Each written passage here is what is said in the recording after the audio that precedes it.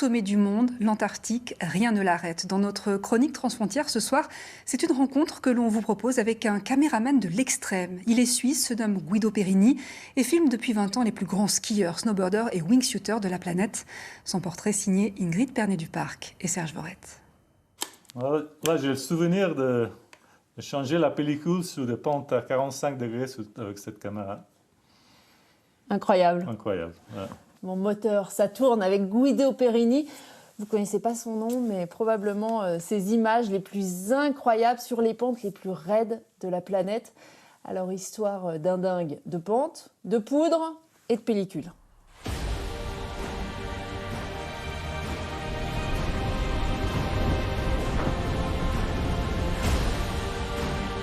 Des pentes à 50 degrés, des riders qui dessinent des lignes incroyables. Et lui, qui capte ces instants magiques. Lui, c'est Guido Perini, le caméraman qui suit depuis 20 ans les plus grands skieurs, snowboarders, wingsuiters de la planète. Bref, quand ça vole, ça trace, ça engage, il est là. Pour moi, ce voyage-là, c'était le voyage plus dur que j'ai jamais fait.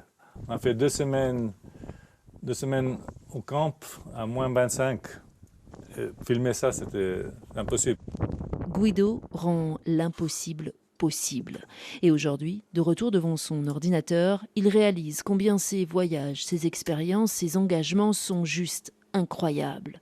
Lui les qualifie en toute modestie de pas mal.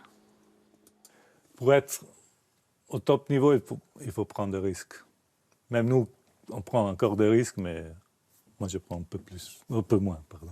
Quand tu as moins de 25 ans, moi, j'avais peur de rien. Et puis, tu peux vivre comme ça en montagne pour un moment, et puis il y a des choses qui se passent. Alors, j'ai eu des avalanches. Il y a une année que j'avais une période de 2 semaines, j'ai eu 4 avalanches dans 2 semaines. Là, ça m'a vraiment calmé. C'est tout dans la tête. Je pense, ouais. Au niveau technique, je peux skier les mêmes choses que j'ai skié il y a 20 ans. Mais dans la tête, ouais, j'y vais pas. S'il y a moins de doutes, je fais demi-tour. Et c'est pour ça que quand je filme, je ne veux pas être dans la situation qu'on va aller filmer là, que moi je dis non, je ne veux pas aller là parce que j'ai peur.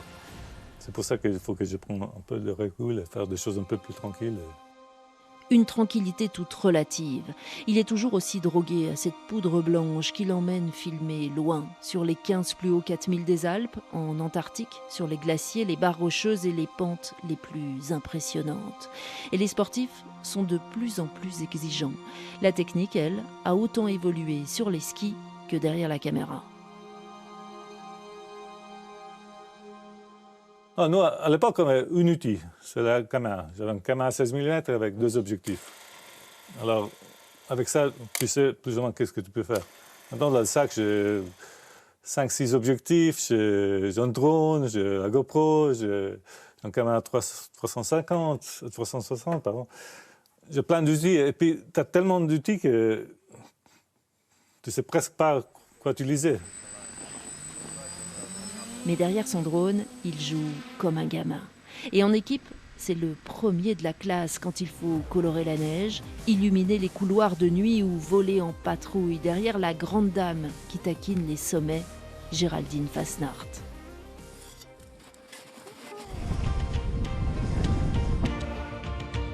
On essaye de vraiment faire une sorte de poésie, de dessiner quelque chose ensemble.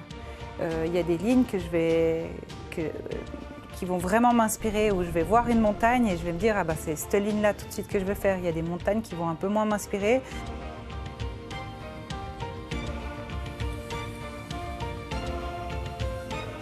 C'est une communion et c'est pour ça, ce que j'aime aussi avec Guido, c'est que souvent il met des musiques douces sur les runs qu'on fait en montagne, sur les approches. Il a cette sensibilité justement que je recherche aussi dans les images de montagne. Ensemble, ils écrivent la performance et l'esthétique, perchés, là-haut, bien conscients du risque, avec cette petite douceur en plus qu'on nomme passion.